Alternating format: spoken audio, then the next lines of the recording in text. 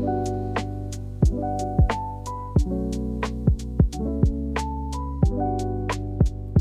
guys, welcome back to another episode of Luna Unscripted, where we talk about real life, real career paths, clinical insights, and just share the nitty-gritty details of life as a PT. I'm Katie Wiley, one of your hosts. And I'm Joe Valdez. I'm Marcy Arenas. Welcome back, everybody. I had a fun weekend, and my daughter really wanted to start a lemonade stand. Have you guys had any of that fun? No, but do tell. How'd it go? Oh, it was great. There were some very kind and generous people who, a UPS driver, stopped and, got a little cup of lemonade from the girls and some very kind neighbors too. But it was an adventure. It was really hot and then it would rain a little bit. And then it was hot and then it would rain a little bit. So we were kind of seeking a little cover and finding trees to hide under. And yeah, it was an Did you make adventure. the lemonade? So we collaborated with one of my daughter's friends and they brought like the Simply Lemonade like bottles and we just cut up like lemons for it. But we also made like cookies that they had. It was a pretty nicely set up lemonade stand. Like it looked good. It was, professional, but it was an adventure for sure. Did they make money?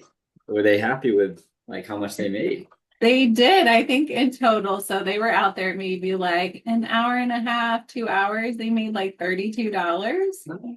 I know. I was like, that's not bad. So, it worked out all right, but it was fun and it was an experience.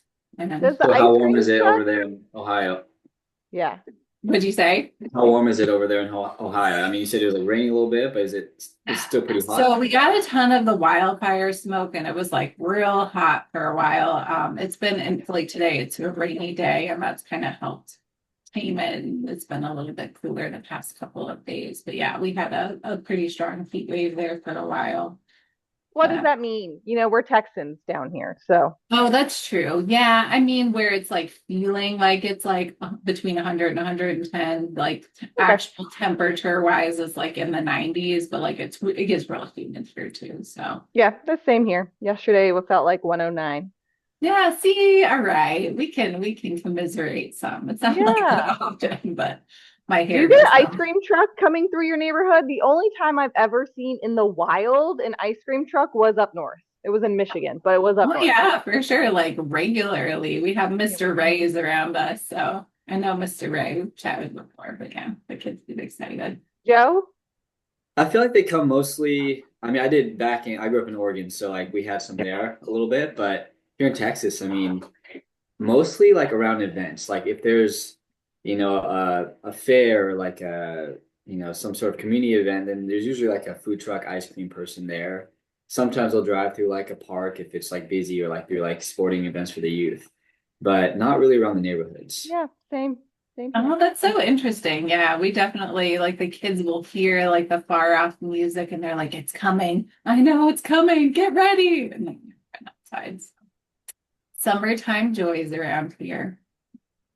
Well, today, Joe, this is all about you today because we know you have a love of dry needling that you've mentioned before. And I think Marcy knows a little bit on dry needling. Again, I have kind of rough knowledge, but not specific training, and I don't administer dry needling. So we're here to learn more about it and share with everybody out there more about dry needling, what it looks like, all of the benefits that you've seen from it.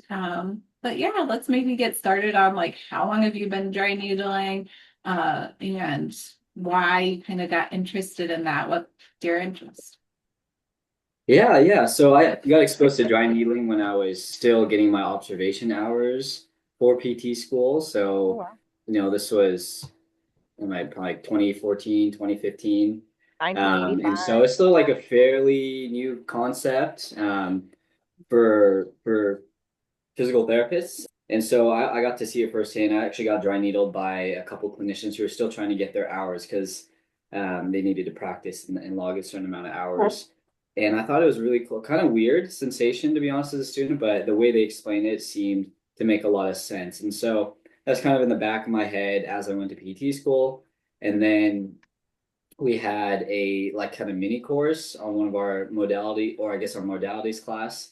We had a dry needling specialist come in and show us how to do it, and we did some practicing as students on each other. And I was like, okay, this is kind of cool. And I think they tailored it towards the, I mean, you can use it for anyone, but they tailored it towards a lot of the active kind of athlete population, which was kind of what I was interested in, anyways. And I feel like those types of people are just would just eat this up, right? And so when I started practicing, like pretty soon after, so I've been running for maybe like 5, 6 years now. Like I'd only been out for maybe a year when I got my level 1 dry needling certification. So I did that course, and it was great. And then shortly after, about 6 months later, I just went and did the level 2 dry needling certification course. So I did it a ton early on, before going non-clinical, probably with 50, 60% of my patients, because there's a way you can find, people are going to have muscle issues and pains and trigger points, pretty much regardless of what they're dealing with. And so I found that pretty beneficial. Nowadays with Luna, I don't treat a whole lot. So I still treat, I still dry needle a few people, when it's indicated, but I might have a patient here or there, like every other month, that I'll needle. But I do have my wife is really active, and I also have a couple friends that know I do it. And so I kind of just do just kind of some pro bono work with them after like long runs and whatnot. And I myself. like Like that I'll you dry call needle that myself. pro bono work. I get hit up by family about questions, on various treatment all the time. That's what I should call it. I like that. But yeah, and then I dry needle myself too. If I can reach the area, like then I'll just needle myself and hook myself up to stem as well. So been doing it for a while. I use it a lot the first 4 years of practice, but lately not as much, but still Yeah. big fan of it. I'm actually really surprised that you mentioned that you could do it with that high of a percentage of the people you were seeing in the clinic. I feel like for my colleagues that I've worked with around here, it was such a like logistical challenge in that, okay, we had to obviously get their consent, do the forms and everything. But it would be an additional like fee for them because at least around here, not many of the insurances would reimburse. Like we couldn't bill for that time. So it had to be like a separate fee. How did that work for you when you were in the clinic setting? Yeah, so I mean, I became really efficient with it. So I really wouldn't spend more than a couple minutes dry needling someone if it was indicated. So I would still get the billable time, and we didn't charge extra for it since it was such a quick thing that we did. Unless they came in specifically for dry needling. We had some clients that would come in through the clinic that just say, hey, I just want to get dry needled. And we had a flat fee. I think it was at the time like 35, $40 or something. But outside of that, if it was just part of the session, we just do it with them and not charge extra. And I mean, I kind of Super thought about it nice. like, yeah, and I kind of thought about like, with manual therapy, I mean, some people utilize some sort of soft tissue mobilizations or some sort of manual therapy with every patient that has that dysfunction or pain, and that help them feel better so that they can do their exercises and movement stuff afterwards. So a lot that mentality that I was in was like, well, I mean, if I can just dry needle and spend less time fixing that issue in the muscle so they can do their exercises in a couple minutes versus like spending, what's the billable time, like 8 minutes of soft tissue mobilization on a patient, then I felt like it was more effective to do that. That's a great point.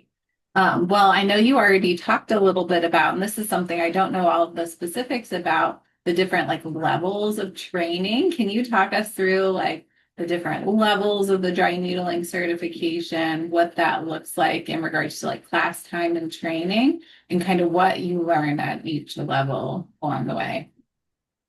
Yeah, so I mean, there's a ton of dry needling courses out there, and most of them are going to be broken up into like a standard or lower level, like one, and then like a advanced lower level two.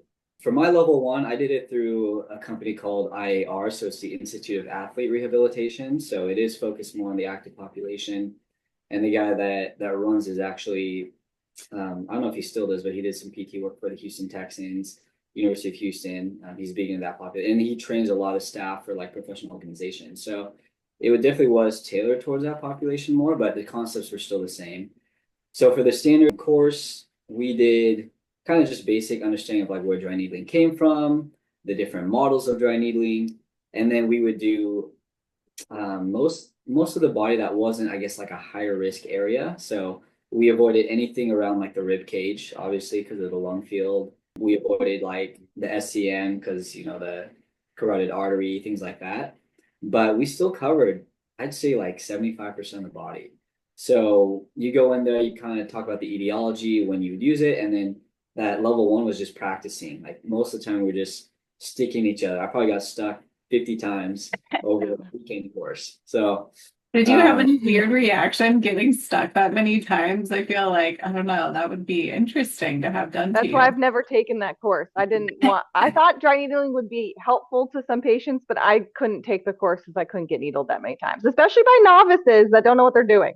yeah, it's a little weird, I guess. And you kind of after the fifth stick, you're just like, all right, you just kind of know what to expect. But there's also parts of your body that are not a big deal, like upper trap, not a big deal. But if you do like plantar fasciitis, you're going to like the heel. I mean, huge deal. Like that sucks. I hated that. And so for those ones, we wouldn't practice as much, but for like some of the main areas, we would stick a couple times on our partners and practice. But yeah, that's pretty much how it was broken up. We just did a lot of practicing. So we do like, you know, maybe like the forearm. We talk about all the muscles in the forearm, and then the instructor would demonstrate. They would have like some volunteer come up, and then we would draw on them. So we had a lot of markers, a lot of drawing anatomy on the body. So we knew like safety techniques, and we always had to find like a backdrop. So like we always look for like a bony backdrop, so that if we do go too far, there's something to hit, right, for safety. And so there's a lot of anatomy review, which is great because I love gross anatomy and just kind of understanding like how the body works and what it looks like. And so I came home, I just like markered up and sore after each. There's like a 2-day course, plus like an online section beforehand. But there's a lot of sticking. So I was level one, and then level two, we kind of did the more tricky areas. So like the thorax, so we did like serratus anterior, we did the rhomboids, we did the thoracic paraspinals, multifidi, we did the SCM and some other areas of the neck. And then we would do more application type dry needling practice. So they would give us like a case study, like, oh, we have this pitcher and he's having this issue here. You know, he's having pain in external rotation. How are we going to palpate? How are we going to go about dry needle? And so we would do like the shoulder complex, you know, dry needling session, and we kind of talk it through and about what the best way to dry needle this patient was. And then we would do that and target the specific muscles that we wanted to. And then we'd move to a different body part and do the same thing. So it's kind of nice because more case study and then application. Then we would kind of get to use some of the knowledge from the first class and then some of our clinical knowledge to decide how we were going to utilize dry needling in that second course. So a lot more sticking. So same thing. I probably got stuck like 40, 50 times in all the areas that were like higher risk. So that was a little bit weird. I'm like, make sure you're palpating my femoral artery, my carotid artery, so that we're safe here. I'm sure the waiver for that one was real lengthy. Lots of small print. Yeah, I don't remember. I just showed up. I'm like, all right, let's do this. Like, it's fine. That's good. Now, is there a level 3 course as well? And what body parts do they say for that one, if so? So it depends on how it's broken up. So through IAR, they just had level 1 and 2, and they covered everything in those two courses. I think some other ones might have a third level where they just kind of separate it out to have like a third weekend course, but mine was all. Or like, again, the thorax muscles being like safe for, because obviously, sure, many PTs out there have heard that's obviously a little more tricky spot to needle, and there can be some repercussions if you don't do that properly. Did you pay for the course, or did work help you pay for the course? Because I think another deterrent for me when I was looking was like, I think they're pretty costly. Yeah, they are pretty costly. I think when I took it, it was probably around $1,000, maybe 1,200 at full price. But they sometimes do discounts for courses if you sign up early enough. But I did have a CE allotment through my company, so I was able to utilize that. I basically wiped it out for the year to do one course. That's nice though that they covered that all, since that can be pretty costly. Did you also have to do the hours, like you were talking about your clinical instructors had to do like the hours of practice before you actually did it on patients? Was that something that you had to do with your training too? Not necessarily, because Texas is a little bit more lenient for hours. Like you just have to demonstrate some competence with dry needling. Most of the time it's like a course, but maybe some other people define it differently. But I know some other states you have to like log hours, and things might have changed as well as dry needling Yeah. has become more prevalent. I'm But I did sure not. some of the training has evolved. I know I was looking up because I was curious what states you're not allowed to do it, since I know many of them you are, and obviously got to follow your state's practice acts. At least from what I was looking at, the states where it's currently prohibited are California, Hawaii, New York, and Oregon.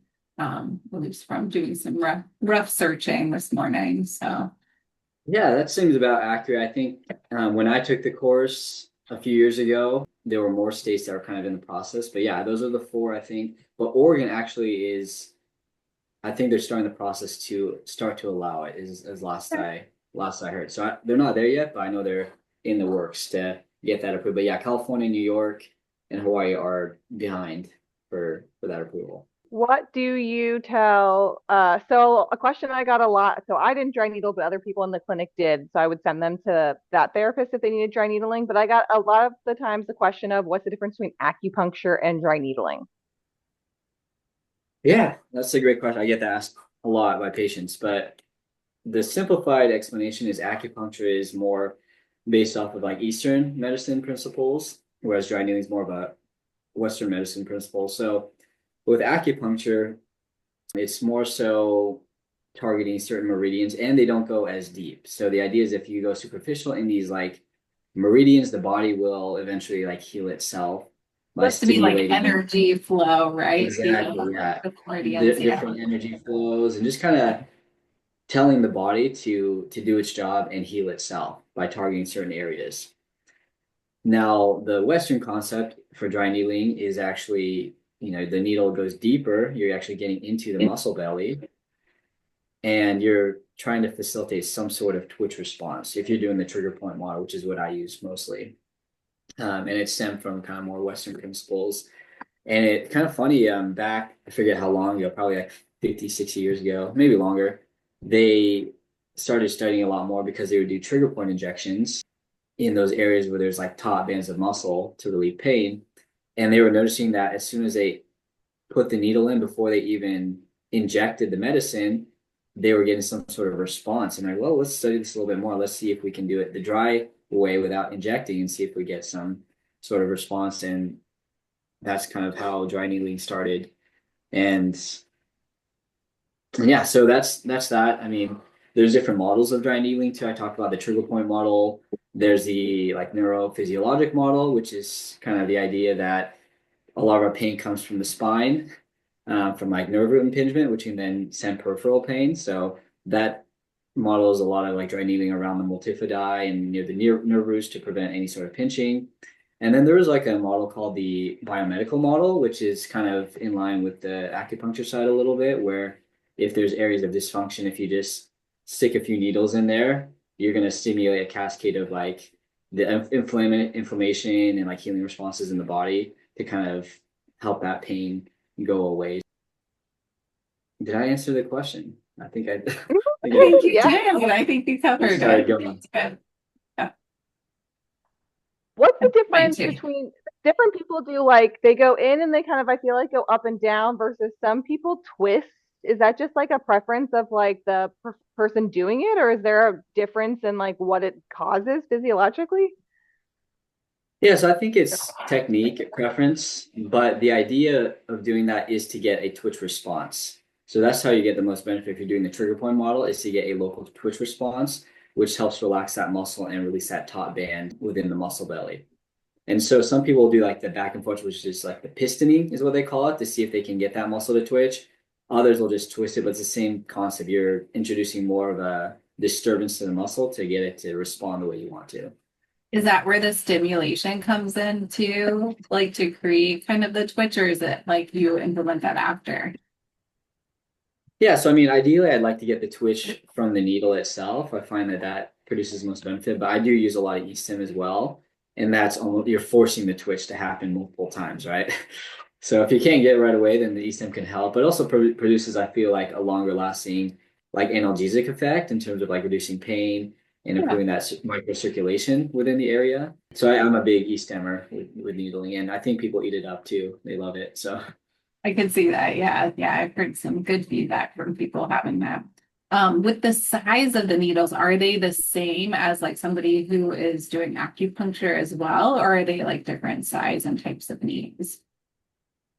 Yeah, so all the needles that we use for dry needling could be used for acupuncture. Now, I'm not an expert on acupuncture, but my understanding is that most of the time they're going superficial. So I don't know if they're using as long needles as we are in the physical therapy world.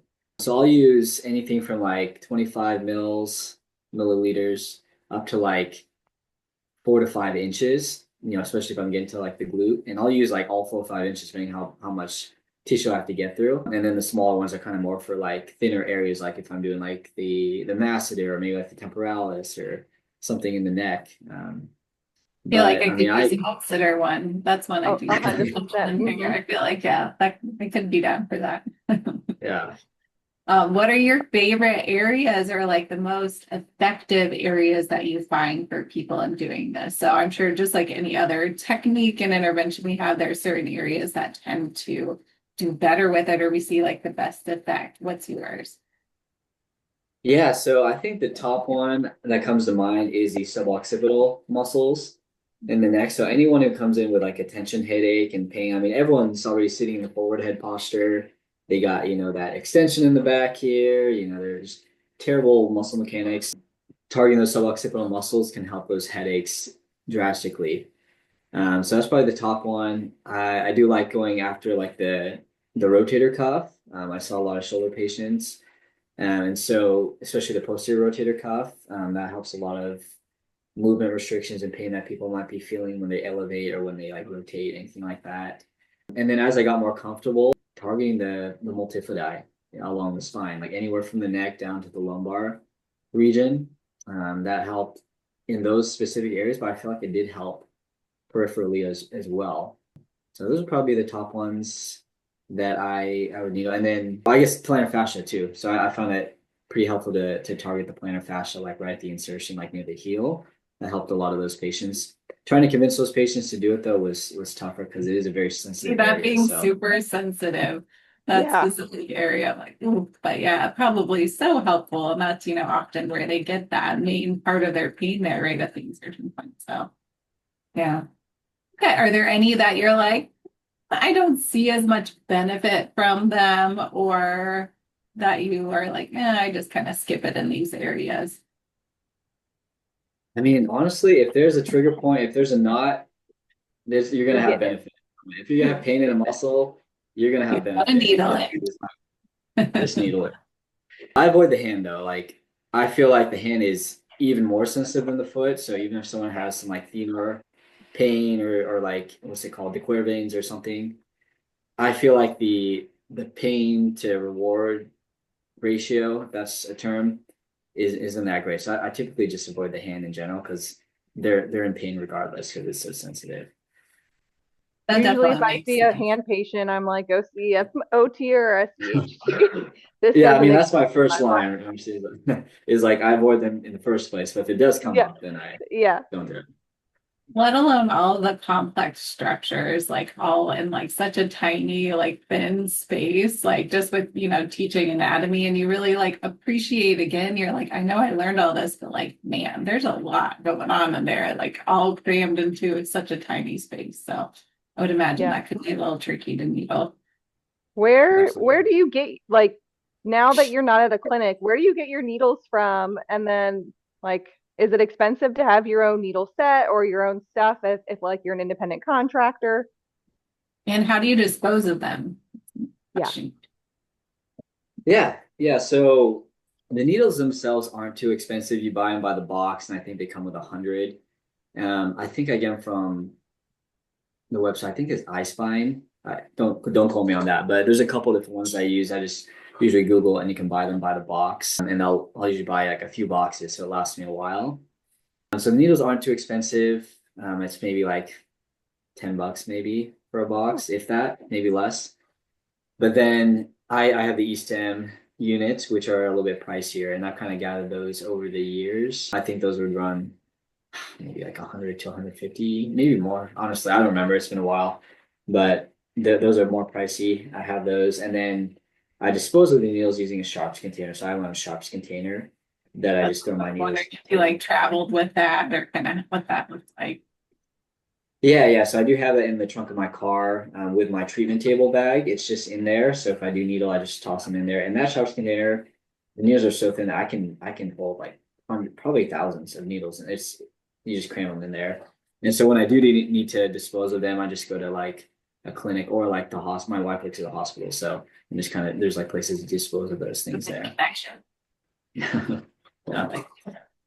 Well, and with working, especially with Luna, that's like a tax deductible expense then, right? So that's something that you're able to write off on your taxes. But it doesn't sound like even that's too expensive for you. Yeah, not too bad at all. Not too bad. What is like the general length or like plan of care related to dry needling specifically? Is it something you expect to do for, if you were just seeing somebody twice a week for 4 weeks, but for the full 8 sessions, how would you kind of leave that in? Or is it just purely patient to patient, see how that trigger point is doing? It's purely patient to patient. I mean, I might mention the option to dry needle in the eval as one of the techniques or modalities that I can use to help their pain.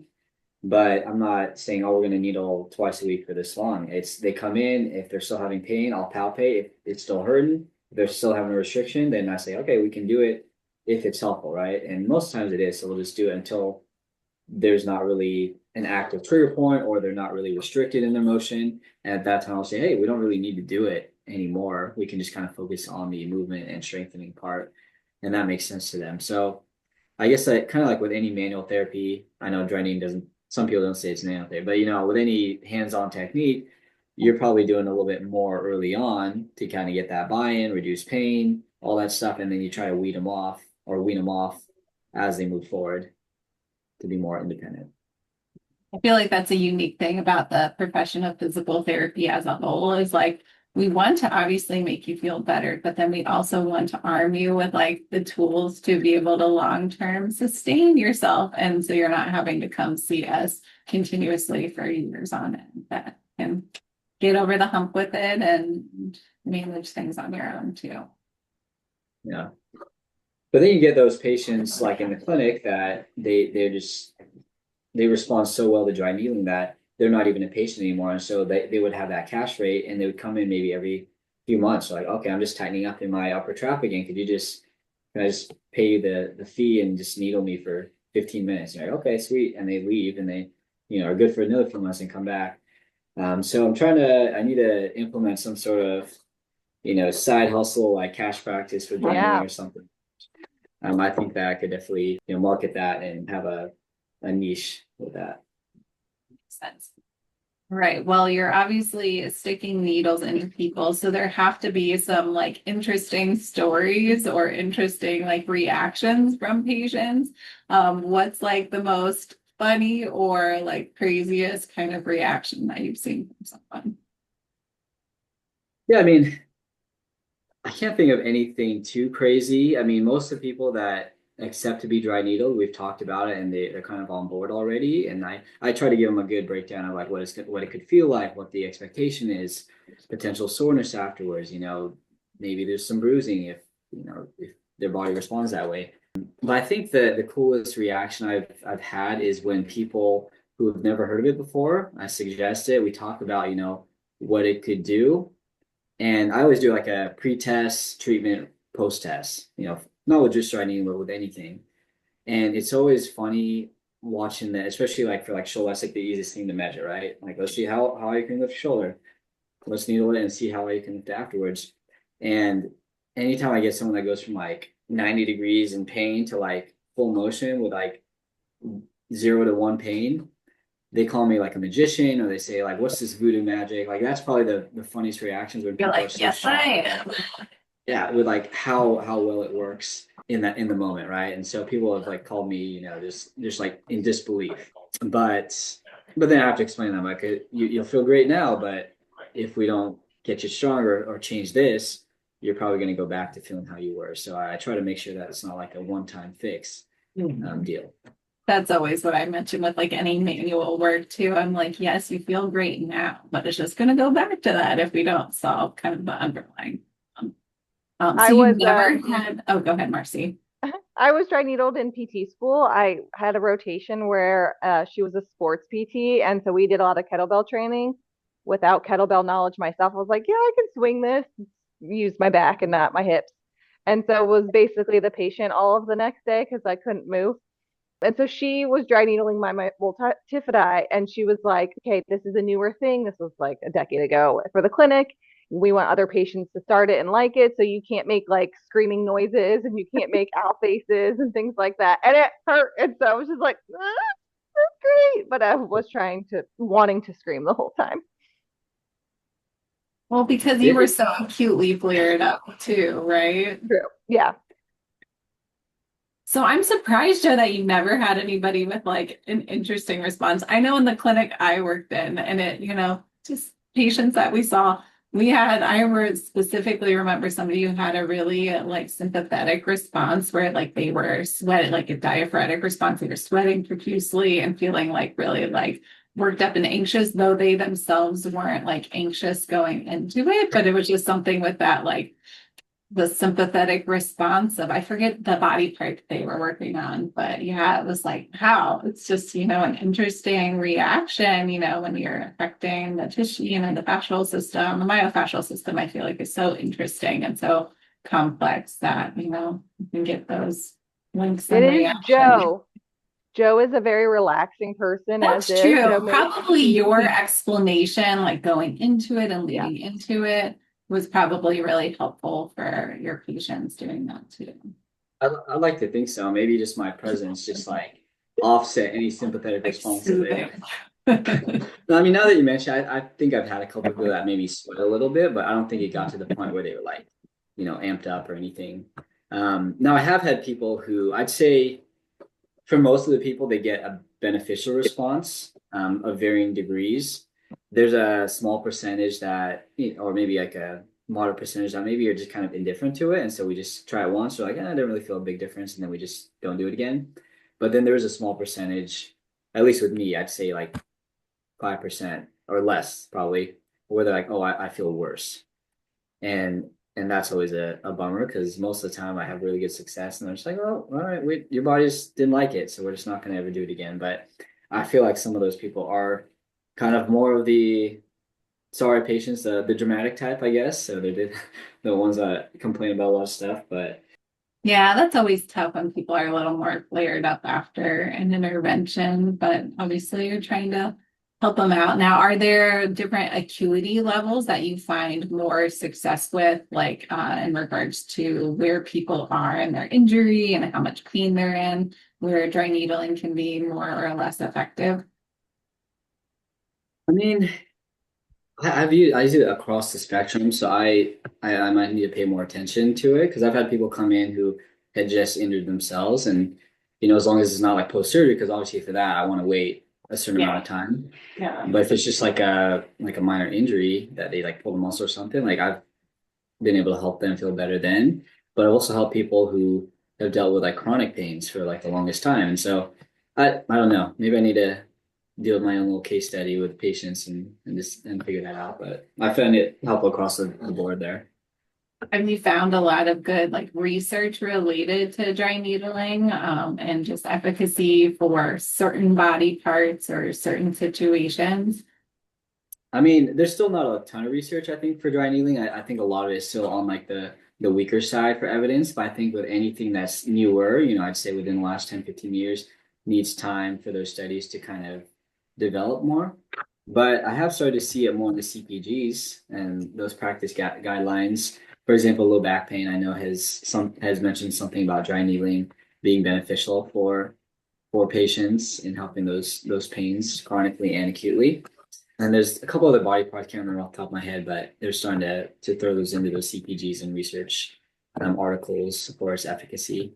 So I think it can only grow from here on out, right? As more people do it, as they study it more longitudinally, then I think that they're going to have a lot more stronger research to back it up. But I feel like, oh, go ahead. I was just gonna say, but I feel like, and this is something my instructor told me in the course was like, the bread is in the pudding, right? You do it, you're gonna see if it's beneficial or not. And whether or not it's, the patient's, perception of it, I mean, if it helps them, it helps them, right? If it doesn't, it doesn't. So that's kind of what I go off of. I'm not just gonna do it to do it, but if I find like it could be helpful and the patient believes it's helpful and they feel that difference, who am I to say that they're not feeling what they're feeling, right? And so I use it a lot anyways. I mean, I feel like it's amazing how far it's come and just like during my education and I graduated in 2013, there really wasn't much mention of it at that point, maybe just in passing, but just the growth of it in the past, 13 years, just kind of incrementally hearing more and more people interested in it, patients and practitioners. So it really has grown dramatically. So pretty cool to see. Do you find, just from like a logistical standpoint, does it affect at all your liability insurance rates or anything like that? Since I know, at least in passing, I've heard some liability insurance providers are upping rates for that or not insuring certain clinicians who would try needle just because of the potential risk. I don't know. I mean, my policy is it just covers me for supplemental work. It seems to be all inclusive. Like maybe I need to read fine print more, but I don't pay extra. Maybe if I have my own like full-time practice where that was a big part of it, then that could change. But for me, it hasn't affected costs for liability. And maybe this is with smaller insurance providers too, but I know, we obviously work with a lot of clinicians who are purchasing liability insurance. And I know some of the companies they've talked to, they're like, we're not even adding any more PTs to it because of some of the challenges with that. But obviously, if you're trained properly, using it at your best discretion, then it can be very safe and very effective for lots of patients. Does Luna have a specific form that you have to give out to patients when you're treating Luna patients? No. So the recommendation is, or the standard is that we have our own consent form. So I do have my own consent form that I give to patients and they sign, and then I upload it to their chart. And then after that, it's just, I have my own supplies and provide that service for them. But through Luna, it is for the most part non-billable. At least the insertion and extraction of the needles non-billable, but anything I do before to prep, anything I do while the needles are in there that could be billable time, I can bill for it. So you have to be strategic in how you do that. What's your average like length that you keep the needles inserted, and what outside of the kind of what you were already mentioning with the stimulation and like the pistoning or whatnot, what do you tend to do with them in here? Yeah, so if I'm pistoning, I get a good twist response. Sometimes I'll just pull it right out and I'm done. If they're in a little bit more pain or they want more stimulation, then I'll do the E-stem. And I have two different ones. I have one with alligator clips I can leave on there for like a couple minutes to a few minutes, which is pretty rare, especially in like the Luna model because it's technically non-billable. So I do that more for like my pro bono patients or like maybe in the clinic if they're coming in for that themselves. But I do have another stim unit that is I have to hold the buttons for it to go. So for that one, I'm doing it for like 30 seconds to a minute and then pulling them out. So I spend really minimal time dry needling my patients. Marcy, do you have any extra questions for him? I know I've had a ton, so curiosity. Yeah, no. It's interesting that in 2013, I guess maybe it was parts of the country, things like that, because I graduated in 2014 and 2013 is when I injured my back and was dry needled. So I guess maybe parts of the country and things like that. It was interesting when I was in school. The dry needling was on the East Coast. The West Coast, Seattle, they weren't dry needling. They were really into postural restoration stuff. So just kind of geographic. Yeah, you've heard of PRI, I think. In hindsight, one of my clinical rotations was in New York, actually. My husband was working up there at the time. So I'm like, that's probably part of it, that wasn't allowed there. And then I did, that was one of my outpatient ones. And then I did an outpatient one in Columbus too. And I didn't think anybody in that clinic needled, but again, 2013-ish. So still kind of coming around in different areas, but what? And New York, right? They don't needle in New York anyways. Well, in New York, yeah, for the Albany one that I did. So where in New York? It was in Albany. Okay. Yep. Yep. Nice area. I liked it. It doesn't get very hot up there for the summertime. And yeah, it was a summer clinical rotation, and I was like, oh, yeah. But well, Joe, thanks so much for telling us all about dry needling. Is there any last like tidbits you want to share about anybody who's considering getting certified, or any extra details you want to add? Yeah, I mean, I think with any other modality or technique certification, it's not going to be, it's just going to be a tool in the toolbox for how you're going to treat the patient. And I know some people are all in and like, oh, I just dry needle. This is all I do. And I don't believe that. I believe in everything else that comes with being a physical therapist and treating the patient as a whole using different techniques. But personally, I do find it as probably one of my more effective techniques to help, like I said earlier, reduce pain, improve movement and function. That helps them feel better. That makes them motivated to do their exercise and work with me. And it just, knowing how to use it in the right way is going to be the best option if you do decide to get it. Now, if you don't like needles like Marcy, then I probably wouldn't do it, just because you are getting stuck a ton over the weekend. I mean, a lot. And so if there's a fear of needles or anything like that, then you don't need it. There's other ways to get people better without dry needling. It's interesting. I don't even have a fear of needles because Oh. I have chronic migraine. And so I've had Botox in my head. I've had nerve injections in my head. I've had all kinds of things done in my head. I just don't like the feeling of the knot, kind of like the muscle tensioning. I know this job is to relax it afterwards, but I just don't like that feeling. Yeah, and it can be sore, right? Yeah, I agree. It's not the best feeling in the moment. In the moment, yeah, it feels great later. Well, awesome. Well, thanks for tuning in, guys, to another episode of Luna Unscripted. If you have any great dry needling insight or any questions for Joe or anything like that, feel free to send them along. We'd love to hear it. But otherwise, we'll see you next time. Bye, everyone. Bye. Thank you for listening to Luna Unscripted.